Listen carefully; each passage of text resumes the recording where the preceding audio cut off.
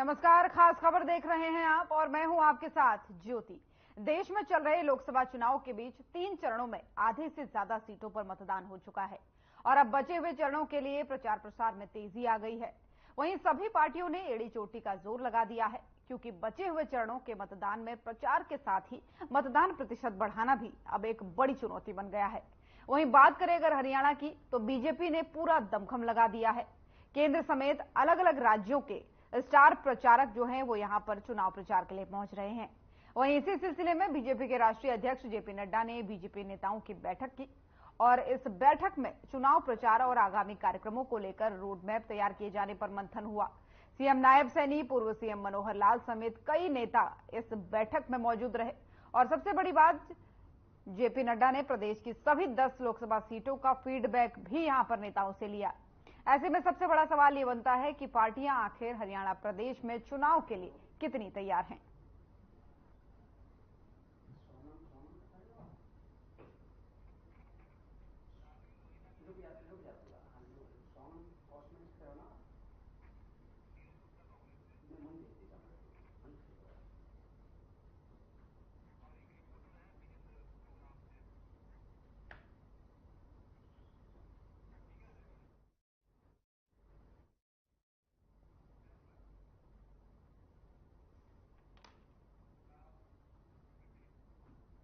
और इसी मुद्दे पर करेंगे आज चर्चा और चर्चा के लिए मेहमानों का पैनल भी हमारे साथ जुड़ चुका है, लेकिन उससे पहले संवाददाता विजेंद्र हमारे साथ जुड़ चुके हैं और साथ ही मेहमान के तौर पर राजवीर रोहिला, प्रवक्ता बीजेपी, हमारे साथ जुड़ चुके हैं। वहीं नीरज गुप्ता, प्रवक्ता कांग्रेस, हमारे साथ जुड़ चुके हैं। आप सभी का बहुत बहुत स्वागत है।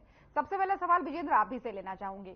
चुनावी माहौल चल रहा है, ऐसे में चुनाव में प्रचार प्रसार जो है सभी पार्टियां अपनी अपनी तरफ से कर रही है, तो आपके पास कुछ अपडेट हो तो चुनाव को लेकर दीजिए। देखिए ज्योति, जिस तरह से अब दिन नजदीक आते जा रहे हैं, 25 मई को मतदान होना है, उसी को लेकर तमाम जो पार्टी के प्रत्याशी हैं वो लगातार चुनावी प्रचार में जुटे हैं। और गुरुग्राम लोकसभा की बात करें तो यहाँ से राव इंद्रजीत लगातार प्रचार कर रहे हैं, लगातार दौरे कर रहे हैं, रैलियां कर रहे हैं और लगातार इस बात पर जोर दे रहे हैं कि ज्यादा से ज्यादा मतों से वो जीते, जनता से एक गुहार कर रहे हैं। फिलहाल मैं आपको बता दूं कि गुरुग्राम की बात करें तो यहाँ पर 23 लोकसभा के लिए चुनाव के लिए नामांकन लोगों ने भरा था और उसमें मैदान में 23 प्रत्याशी इस मैदान में हैं, जिसमें राष्ट्रीय पार्टी के 5 हैं और अन्य निर्दलीय यहाँ पर अपना किस्मत आजमा रहे हैं। और लगातार तमाम जो प्रत्याशी हैं वो प्रचार में जुटे हैं। कांग्रेस के प्रत्याशी राज बब्बर भी प्रचार कर रहे हैं लगातार और तमाम दावे किए जा रहे हैं, वादे किए जा रहे हैं कि जनता उन्हें जीत देती है तो इस तरह से विकास किया जाएगा। फिलहाल राव इंद्रजीत भी लगातार बयान दे रहे हैं कि उन्होंने जो मोदी सरकार की योजना थी वो तमाम योजनाएं वो यहाँ पर लेकर आए, चाहे मेट्रो की बात करें, चाहे कॉरिडोर, रेलवे कॉरिडोर की बात करें, केएमपी की बात करें, सोना रेलवे, तमाम विकास की बातें तमाम नेता गिनवा रहे हैं। तो लगातार चुनावी प्रचार है। देखिए 25 मई को मतदान होगा, क्या नतीजा निकल कर आएगा प्रदेश में, हरियाणा प्रदेश की बात करें, सभी अपनी अपनी जीत का दावा कर रहे हैं। जी ज्योति, इसके लिए तो 4 जून का इंतजार करना होगा जरूर विजेंद्र, लेकिन हमारे साथ बाकी मेहमान जुड़े हुए हैं। राजवीर रोहिला जी हमारे साथ बीजेपी से जुड़े हुए हैं। राजवीर जी, अब चुनाव प्रचार में जो है तेजी आ गई है हरियाणा में भी, क्योंकि आपके केंद्र के बड़े बड़े नेता जो है प्रचार के लिए पहुंच रहे हैं और इसी कड़ी में जेपी नड्डा जी भी कल पहुंचे, बैठक उन्होंने की। तो इस बैठक में मंथन क्या चला, इस मंथन के बाद क्या निकल करके आया, प्रदेश में पार्टी कितनी मजबूत है? ज्योति जी नमस्कार, सभी जो दर्शकों को आपको नमस्कार।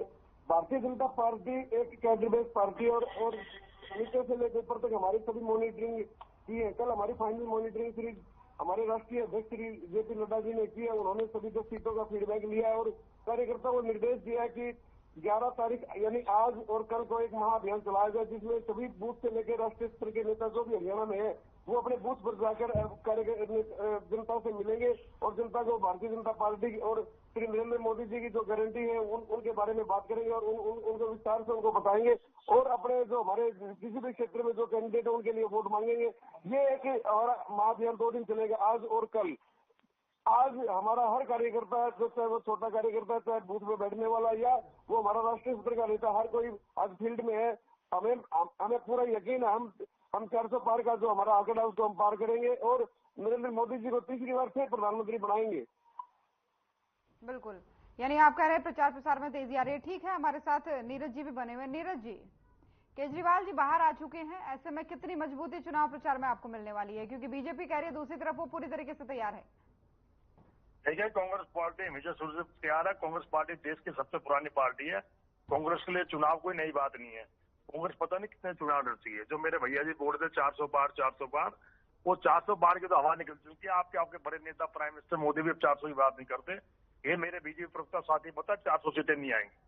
और दूसरा, हरियाणा की जो स्थिति का इनके जो जेपी नड्डा ने आकलन किया है, उनकी माथे पे परेशानी के कल साफ आ रहा है। आप टीवी देखो, 10 सीटें हो गए, 3-4 सीट भी जीते, बहुत बड़ी बात है। क्योंकि झूठे दावों की हवा निकली, सब जानती है। इन्होंने कुछ नहीं किया विकास के नाम पे, सिर्फ झूठ बोला है। सारे एग्जाम्पल आपके सामने है। 100 सवा सिटी का वादा हो, काला धन का वादा हो, 2 करोड़ रोजगार का वादा हो। हरियाणा में कोई बेरोजगारी महंगाई दर क्या है? हरियाणा में कोई भी वर्ग ऐसा नहीं जिनको लाठी ना बांधी उन्होंने। मैं कह रहा हूँ आंगनबाड़ी हो, कर्मचारी हो, रोडवेज कर्मचारी हो, कोई भी ऐसा ना हो जिनको नहीं पीटा। और ये सिर्फ बात करते हैं अपनी झूठ की, हमने ये किया वो किया, रोजगार की बात कर, रोजगार में बात नहीं करते। कल आपने जनता से राय ली, मैं भी कल अपने प्रचार कॉन्स्टिट्यूंसी में लोगों को कहना है कि हम विकास के मुद्दे पर वोट देंगे। अब जनता इनके झूठे टांगों से तंग आ चुकी है। जो ये मोदी गारंटी बोलते हैं ना, मोदी गारंटी है, मोदी है तो मुमकिन है। मोदी है गारंटी झूठ बोलने का, मोदी है गारंटी बेरोजगारी का, मोदी है गारंटी महंगाई का। इन बातों को तो बोलते नहीं। आज पहली बार मोदी जी ने बोला अडानी बानी पे। इतने सालों में जो हमारे राहुल जी कहते थे अडानी बानी, अब उनको पता है टेम्पू से धन जाता है। यानी बीजेपी वाले 9.5 साल में, अब तो प्राइम मिनिस्टर इस बात को खुद मान रहे हैं कि 9.5 साल में बीजेपी हेडक्वार्टर में अडानी बानी से टेम्पो में धन भर के आता था। वरना को कैसे पता कि अडानी बानी टेम्पो से पैसे भरते हैं? तो इनका झूठ का पर्दा फाड़ चुका है और चारों ओर से गिर चुके हैं। ये 400 पार गया, 200-250 में सिमट जाएंगे। देखना, इनके पापों का गला भर चुका है। ये कुछ भी नहीं कर पाएंगे। और देखना, इंडिया गठबंधन की सरकार बनेगी, इंडिया गठबंधन मजबूती से चुनाव लड़ेगा। लेकिन आपने मेरे उस सवाल का जवाब नहीं दिया। मैंने कहा केजरीवाल जी बाहर आ गए हैं अंतरिम जमानत पे, तो ऐसे में क्या और मजबूती मिलेगी चुनाव प्रचार? सुप्रीम कोर्ट का देखिए, वो कोर्ट का निर्णय है, कोर्ट के निर्णय से बाहर हैं। मेरे जो बीजेपी के लोग बोल रहे हैं कोर्ट के निर्णय से बाहर आए, तो उससे बड़ी मजबूती मिलेगी। जो भी हरियाणा, पंजाब में जहां भी जोर है, उस पार्टी को बल मिलेगा। और इंडिया गठबंधन चुनाव में गुजरात में सब मिलकर रैलियां होंगी। तो नेचुरली बात है, अगर जनता में जिस नेता के लिए तैयार हो, अगर वो बाहर आ जाए, अपने रूबरू बीच में देखे, तो जोश तो बढ़ता ही है। अब उसका कितना फर्क पड़ेगा, ये तो आने वाला चुनाव ही बताएगा। निश्चित तौर पर बने रहिएगा दोनों जने। हमारे संवाददाता लगातार हमारे साथ फील्ड से बने हुए हैं। विजेंद्र, जैसा कि मैंने पूछा सवाल कि केजरीवाल साहब के बाहर आने से, अंतरिम जमानत पर वो बाहर आए हैं, प्रचार करने वो निश्चित तौर पर कुरुक्षेत्र पहुंचेंगे और अन्य जगहों पर भी पहुंचेंगे। तो क्या जो अभी तक राजनीतिक तस्वीर प्रदेश में बनी हुई है उसमें कुछ बदलाव आएगा? देखिए, जिस तरह से लगातार ये बात उठ रही थी केजरीवाल को जिस तरह से जेल हुई, उसके बाद विपक्ष लगातार निशाना साध रहा था। फिलहाल जमानत हो गई है, तमाम जो राजनीतिक दल भी लगातार प्रचार कर रहे हैं, तो स्वाभाविक है केजरीवाल भी अपनी पार्टी के लिए, गठबंधन के लिए प्रचार करने के लिए पहुंचेंगे। और आज गुरुग्राम में भी प्रेस कॉन्फ्रेंस रखी गई है कार्यकर्ता द्वारा, तो लगातार प्रचार वो भी करेंगे। और इस तरह से जमानत पर, जिस तरह से जमानत सुप्रीम कोर्ट से मिली है, तो कहीं ना कहीं दीपेंद्र हुड्डा ने भी बयान दिया था कि कहीं ना कहीं अब न्याय हुआ है। तो क्या गठबंधन को थोड़ा मजबूती मिलेगी? जी बिल्कुल। देखिए, लगातार जो रैलियां हो रही हैं गठबंधन की, वहां पर जो आम आदमी पार्टी के कार्यकर्ता हैं वो लगातार पहुंच रहे हैं और हर रैली में वो भी शामिल हो रहे हैं। तो कहीं ना कहीं मजबूती स्वाभाविक है, मजबूती तो मिलेगी। चलिए ठीक है विजेंद्र, लौटूंगी आपके पास। रोहिला जी, आप दावा करते हैं कि 400 पार आएगा, सभी सीटें हरियाणा में जीतेंगे, लेकिन दूसरी तरफ विपक्ष भी मजबूती से अब खड़ा हो गया। दूसरी तरफ केजरीवाल साहब बाहर आ गए, तो अब वो भी प्रचार के लिए पहुंचेंगे। तो आपकी संभावनाओं पे कुछ असर पड़ सकता है उससे? क्योंकि वो कह रहे हैं अब 250 से ऊपर तो आपके आने से रही। मेरे कांग्रेस के साथी बड़े विचित्र परिस्थिति में फंसे हुए हैं। इनको अपने नेता पे ही भरोसा नहीं है, केजरीवाल की तरफ देख रहे हैं। ये हद है इन लोगों की, क्योंकि इनके पल्ले कुछ नहीं रहा। जनता ने इनको नकार रखा है हमेशा के लिए। 10 साल से लोग सत्ता से बाहर है, फिर भी ये लोग कह रहे हैं कि हमारी सरकार आएगी। किस बिना भी ये बोल सकते हैं? ये तो भगवान ही जाने इस बात के। भारतीय जनता पार्टी की 10 सीटें जीते जा रही है। आने वाले समय में 400 पार का ये जो नारा है हमारा प्रधानमंत्री जी ने जो और जनता ने जो दिया है, उसको हम पूरा करेंगे। क्योंकि आज हमारा हर कार्यकर्ता फील्ड में है और हम लोग जो माइक्रो मैनेजमेंट जो हमने किया है, जो बूथ तक के हमने पन्ना प्रमुख तक बनाए हैं, वो सभी हमारे आज मुस्तैद हैं, अपने बूथ पर खड़े हुए हैं, डटे हुए हैं और जन तक हम जा रहे हैं। और इसी बिना पर हम कह रहे हैं, हम कार्यकर्ताओं की बदौलत ही हम 400 पार का आंकड़ा और हरियाणा में 10 सीटें जीतने जा रहे हैं। लेकिन रोहिला साहब, एक बड़ा आरोप लगता है बार बार बीजेपी पर कि अभी तो आप फील्ड में जा रहे हैं, लेकिन आपके सांसद जो हैं वो अन्य समयों पर नहीं पहुंचते हैं फील्ड में, सिर्फ चुनाव के समय में ही पहुंचते हैं, ऐसा विपक्षी नेता कहते हैं। भारतीय जनता पार्टी के जो सांसद हैं उनकी 5 साल की आप सांसद निधि देख सकते हैं, उन्होंने कहाँ का उपयोग की है। कोई एक आध जो सांसद हमारा थोड़े बहुत उनके पैसे बचे हुए थे, जो कोविड काल में जो हमारा 2 साल का पीरियड था उसमें हम ज्यादा काम नहीं हो पाया, लेकिन उसके बाद तुरंत बाद जो कार्य हुआ है वो सारा हरियाणा जानता है कि भाई जो हमारे सांसद है उन्होंने लगातार अपना कार्य किया है। और वो मेन बात होती है विकास की। आज नेशनल हाईवे देख लो आप हर घर जल योजना देख लो, आप पीएम किसान निधि देख लो, आप जो पीएम आवास योजना जिससे हमने लोगों को घर दिए आप वो देख लो। बात होती है विकास की, आना जाने वाली कोई बड़ी बात नहीं होती, क्योंकि व्यवस्थाएं होती है। 700-800 गाँव होते हैं, तो जो सांसद होता है वो हर गाँव में नहीं जा पाता, क्योंकि उसे संसद में जो सेशन चलते हैं वहां भी रहना होता है और जनता के काम भी करने होते हैं। अगर वो गाँव में रहेगा तो विकास कार्य कैसे करवा पाएगा। चलिए ठीक है, नीरज जी आपने सुना रोहिला साहब को, उनका जो कहना है, और साथ ही हमारे जो साथी बने हुए हैं सहयोगी फील्ड से, उनका कहना है कि निश्चित तौर पर गठबंधन को मजबूती तो मिलेगी केजरीवाल के बाहर आने से और प्रचार करने से, लेकिन दूसरी तरफ बीजेपी का कहना है कि भाई हमारे सांसद तो जगह जगह पर हर गांव में इसलिए नहीं जा सकते क्योंकि उन्हें विकास का काम करना है। पर वो कह रहे हैं कि आपको अपने नेताओं पर भरोसा नहीं, इसलिए आप केजरीवाल का मुंह देख रहे हैं। मेरे बीजेपी भरोसा साथ ही बड़ी रोचक बात कह रहे थे कि ये 10 साल से सत्ता से बाहर है, तो ये सत्ता में कैसे वापस आएंगे। मेरे भाई आप तो 55 साल देश से बाहर रहे हो और हरियाणा में तो आपका वजूद नहीं था, क्यों भूल जाते हो बार बार अपना इतिहास। आपको तो देश की जनता ने 55 साल नकारा महाराज, तो आप ये बातें मत भूलो कि 10 साल सत्ता बाहर रहने बाद कोई वापसी नहीं कर सकता। आपने भी 10 साल बाद ही सत्ता में वापसी की थी। 2004 से 2014 की सरकार कांग्रेस की सरकार थी और देश में सरकार थी, आप तो हमेशा ही सत्ता से बाहर थे, तो आपको इतना अहंकार अच्छा नहीं है, क्योंकि अहंकार तो रावण को नहीं चला। आप विकास की बात कीजिए। दूसरी बात ये कह रहे हैं कि हमारे केजरीवाल को बाहर आने से मजबूती मिलेगी, बिल्कुल सही बात है, इंडिया गठबंधन मजबूत होगा। लेकिन बीजेपी वाले कह रहे हैं कि आप उन्हीं का मुंह क्यों देख रहे हैं, आप अपने नेताओं पर भरोसा नहीं क्या आपको? नहीं, हमें अपने नेताओं पर भरोसा है, अब तक नहीं बाहर तो हम काम नहीं कर रहे क्या? इंडिया गठबंधन के साथी अगर वो बाहर आ गए तो उनका वेलकम है, इसमें क्या बुरी बात है।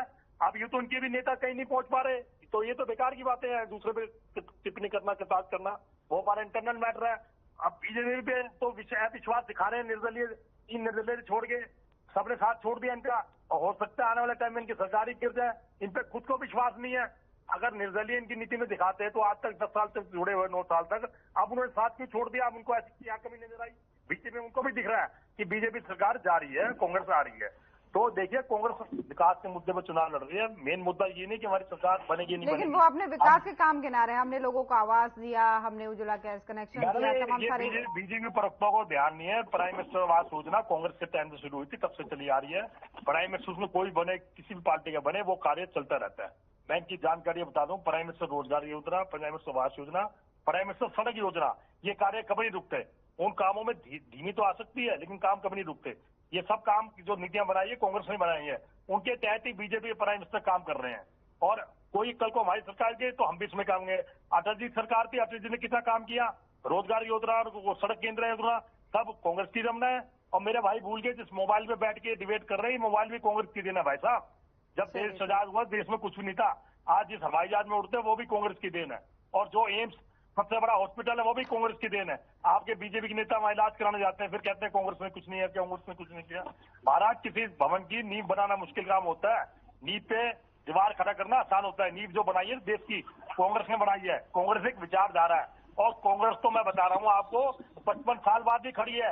आप कांग्रेस मुक्त भारत का सपना देखते हो, मैं आप गारंटी से कह सकता हूँ आप तो और 10 साल शासन कर लिया ना तो आप तो इतिहास बन जाओगे महाराज। अब तो 55 साल बाद ही जिंदा है। कांग्रेस विचारधारा है, तो आप अपनी चिंता कर दिए, कांग्रेस मजबूती से इलेक्शन लड़ेगी और इस बार इन्हें बाहर का स्तर दिखाएगी। तो आप कहना चाह रहे हैं कि बीजेपी ने कुछ नया नहीं किया है, आपकी योजनाओं को बस आगे चला रही है? मैडम ज्योति जी आप खुद देख लो, कौन सी नई योजना बताई? किसी योजना का काम करने से, नाम बदलने से कोई योजना नहीं होती है। जितने भी आप यहाँ पर रूट कनाल देख लो, सारे काम हमारे किए हुए हैं। हर कोई पार्टी उसी को बनाती है। आप पहले जिस योजना पे कटाक्ष करते थे वो इसको आगे बढ़ा रहे हैं, चाहे कोई भी योजना हो। इन्होंने अपने नया क्या किया? बेरोजगारी दर हरियाणा में क्या थी 2014 में और अब क्या है? मैं एक छोटा सा एग्जांपल दूंगा आपको। बीजेपी पक्का साथी से पूछना चाहूंगा, जब कांग्रेस सरकार गई हरियाणा में कितना कर्जा था? 60,000 करोड़ का। आप चेक कर लीजिए, आज की तारीख में 4.5 लाख करोड़ कर्जा है।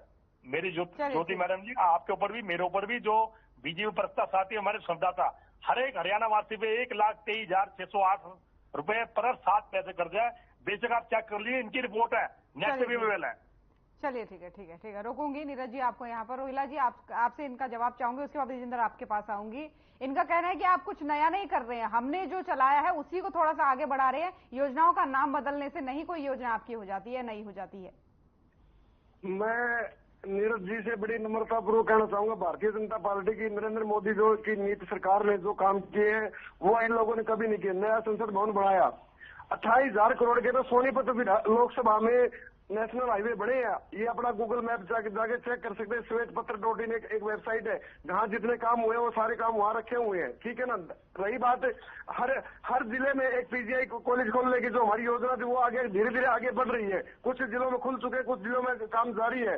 एम्स जो हमने बनाया है, जींद में जिला पीजीआई की जो एक बिल्डिंग तैयार हो रखी है, जो जल्दी अभी मतलब वो चलने वाला पीजीआई। तो भारतीय जनता पार्टी ने इंफ्रास्ट्रक्चर पर जो इन्वेस्ट किया है वो इन्वेस्ट कभी भी कांग्रेस पार्टी नहीं कर पाई। कांग्रेस पार्टी ने सिर्फ तुष्टीकरण की नीति से अपना काम किया। इन्होंने कभी मुस्लिमों को आरक्षण देना है, कभी धर्म के आधार पर, कभी किसी के आधार पर। इन लोगों की जो तुष्टीकरण की नीति है, क्यों इनके प्रवक्ता छोड़ के जा रहे हैं। कभी गौरव वल्लभ छोड़ के जा रहे हैं, अभी 4-5 दिन पहले राधिका खेड़ा ने छोड़ा है। तो कहीं ना कहीं इन लोगों को ये लोग राम से भी दुखी है, रहीम से भी दुखी है, ये हर जगह से दुखी आत्मा है। ये इनका कुछ होने वाला नहीं। भारतीय जनता पार्टी के साथ आज पूरे देश की जनता लगी हुई है। जनता को सिर्फ मोदी जी पे विश्वास है और मोदी जी की नीतियों पर विश्वास है। वो तो बड़ी बात कर रहे हैं कि हम 50-60 साल सत्ता से बाहर रह के अभी भी हमारा वजूद मौजूद है, लेकिन आप 10 साल में ही देखना कि कहाँ पहुंच जाएंगे। इस तरीके की बातें कर रहे हैं। इनके जो बड़े नेता है राहुल गांधी, जहाँ वो जाते हैं वहाँ इनकी पार्टी कमजोर होती जाती है। इन्होंने यात्रा की थी, कितने नेता इनके पार्टी छोड़ के जा चुके हैं, इनको खुद भी अंदाजा नहीं है। सैकड़ों की संख्या में अभी एक हमारे जो मध्य प्रदेश के साथी ने बताया 2.5 लाख कार्यकर्ता पार्टी छोड़ के जा चुके हैं, इनके छोटे से बड़े। तो हर प्रदेश में इनका बुरा हाल हो रहा है। आज भी इनके नेता पार्टी छोड़ रहे हैं धीरे धीरे। तो ये सिर्फ मुगालते में है, क्योंकि वो एक बार होता है ना, जो सत्ता मेरे लिए तो उसको फीलिंग लेने से मतलब है। तो ये लोग सत्ता की फीलिंग ले रहे हैं, इनका कुछ होने वाला है नहीं, क्योंकि जनता ने इनको नकार दिया है बिल्कुल। चलिए ठीक है, वो जनता बताएगी अभी आने वाले 4 जून को किसका क्या होने वाला। खैर रोकूंगी आप दोनों को। विजेंद्र हमारे साथ बने हुए। विजेंद्र, एक तरफ कांग्रेस कहती है कि हमारी योजनाओं को आगे बढ़ाया जा रहा है, कोई नई योजनाएं लागू नहीं है। दूसरी तरफ बीजेपी लगातार दावा करती है कि हम नई योजनाएं ला रहे हैं, लोगों तक लाभ पहुंचा रहे हैं। तो क्योंकि आप फील्ड में लगातार बने रहते, तो ऐसे में एक तुलनात्मक विश्लेषण आपसे चाहूंगी।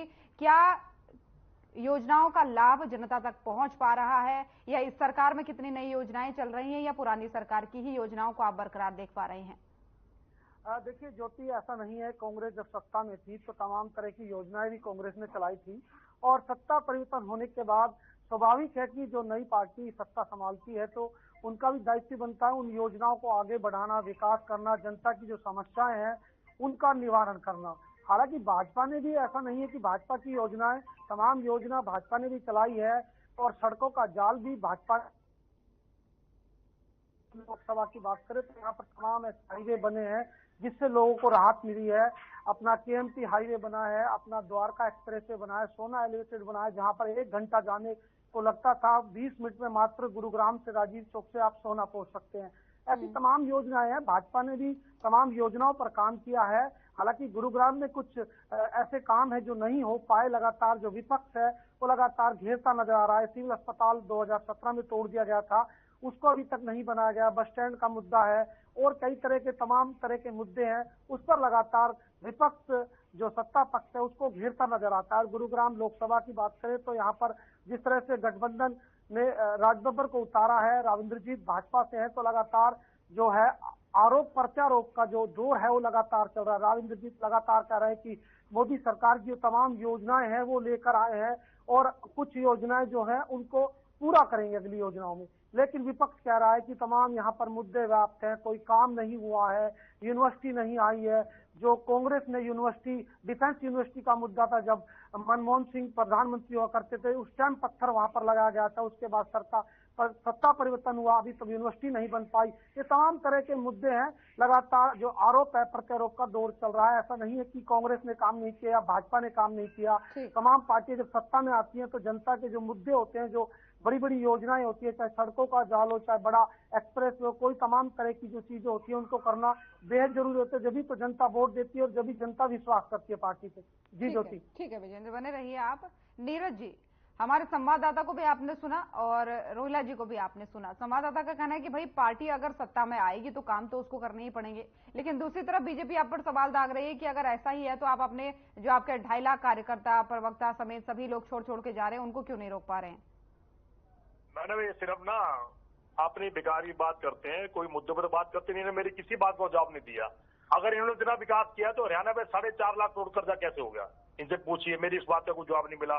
दूसरा, मैं कि देश की तरफ ध्यान लगा दूं, जब देश का जब 55 लाख हजार करोड़ कर्जा था, 201 लाख करोड़ कर्जा है। क्या कर्ज लेके विकास करेंगे क्या? या मैं अपना घर बनाऊंगा तो लोगों से कर्ज लेके बनाऊंगा क्या? आज मैं क्रेटा गाड़ी में घूर रहा हूं तो मुझे BMW लानी है तो लोगों से पैसे उधार लूंगा। कैसा विकास है ये? आप देश को कर्ज में टिको, देश की जनता को कर्ज में टिको रहे हो। कैसा विकास कर रहे हैं मेरे भाई बीजेपी बरकत साथी? आप बताइए, हरियाणा में 4.5 लाख करोड़ का कर्जा क्यों? ऐसे विकास नहीं चाहिए हमें। जब कर्ज लेके देश को तुम चाहेंगे, 60,000 करोड़ का कर्जा था ऑन रिकॉर्ड, आप चेक कर लीजिए गूगल पे किसी भी रिकॉर्ड से। मुझे दीजिए इस बात का जवाब। क्या 4.5 लाख का करोड़ 3 लाख करोड़ 90,000 बढ़ गया तो फ्री में बढ़ गया क्या? आप कर्ज लेके बनाएंगे क्या? आपकी अपनी कमाई क्या है? अपनी तो जैसा आपने कहा कि आपकी विकास योजनाओं को आगे बढ़ा रहे हैं, ऐसे हो सकता है कि कर्ज लेने की परंपरा को भी आगे बढ़ा रहे हो? देखिए, कर्ज तो मैडम तो आप देखिए, जब देश आजाद हुआ आज से 75 साल में 55 लाख हजार करोड़ कर्जा था। आज देश में 201 लाख करोड़ कर्जा है। ये मैं नहीं कहता, आप रिपोर्ट चेक कर लीजिए। जब 75 साल में हमने इतना कर्ज दिया, उसमें मैं ये नहीं कहता कांग्रेस के प्राइम मिनिस्टर हुए हैं, बीजेपी भी हुए हैं, सभी पार्टियों के प्राइम मिनिस्टर हुए हैं, तो सबका मिला के आप देखिए 55 लाख हजार कर्जा, आज 201 लाख करोड़ कर्जा है। ऐसा विकास किस नाम का? क्या देश के आने वाली पीढ़ियों को कर्जदार बनाएंगे देश को? ठीक है, छोटा सा सवाल नीरज जी आप ही से। ठीक है, आपकी बात को मैं समझ गई, ये बड़ा मुद्दा है। आपने कहा कर्जा एक बड़ा मुद्दा है, तो आपकी क्या रूपरेखा इसको लेकर के है, क्या रणनीति इसको लेकर के है कि अगर हम आते तो हम ये करेंगे? देश की इकोनॉमी को मजबूत करना चाहिए, हरियाणा का बजट को बढ़ाना चाहिए, ये नहीं कर्ज लेके बनाना चाहिए। मेरा घर अगर 10 रुपए में चलता है तो मैं उसे 9 रुपए 85 पैसे में चलाऊंगा। ये नहीं कि दूसरे को महल के को अमेरिका की अकल देख के, अमेरिका की शक्ल देख के हम उसको 10 रुपए में चलाएंगे। ये इनको सोचना चाहिए। 4.5 लाख का कर्जा आपने कर दिया हर हरियाणा वासी पे। 1,23,608 रुपए कर्जा है तो भाई साहब, उस कर्जे को कौन उतारेगा? आप विकास की बात कर रहे हो। आपके प्राइम मिनिस्टर भी हुए 75 साल में, मैं अपनी बात नहीं कर रहा। 75 साल में आपके प्राइम मिनिस्टर हुए, अटल बिहारी वाजपेयी बने और प्राइम मिनिस्टर बने, तब भी 55 लाख करोड़ कर्जा था। आज 201 लाख करोड़। सिर्फ 10 साल में आपने कर्जे को 4 गुना कर दिया। ऐसा क्या विकास किया आपने? ऐसा विकास नहीं चाहिए जिसमें देश कर्ज हो जाए। कल को हम देश गुलाम हो जाएगा। आपने श्रीलंका की हालत नहीं देखी। ये श्रीलंका बना जा रहे हैं क्या हिंदुस्तान को? ये मुद्दों पर रोहिला साहब, ठीक है नीरज जी, रोकूंगी। रोहिला साहब, कर्ज को लेकर लगातार हमलावर दिखती है कांग्रेस और अभी भी उनका वही कहना है कि भाई अगर हमारे पास 10 रुपए तो हम अपना घर 9.5 रुपए में चलाएंगे।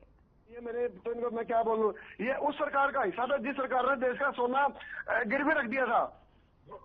ये उस सरकार के हिस्सा थे जिस सरकार ने मतलब देश का सोना गिरवी रख दिया था। आज भारतीय जनता पार्टी की जो 10 साल में सरकार चली है, उस सरकार ने देश को हरा भरा कर दिया।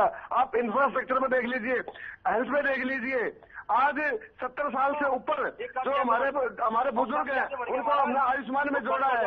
आज हरियाणा में 897 करोड़ रुपए का हमने पे किया आयुष्मान के माध्यम से।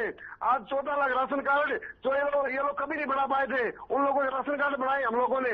जो हम लोगों ने किया है काम, ये इनका कुछ नहीं है। इन लोगों को सिर्फ बात मारने से मतलब, प्रोपेगेंडा फैलाने से मतलब है।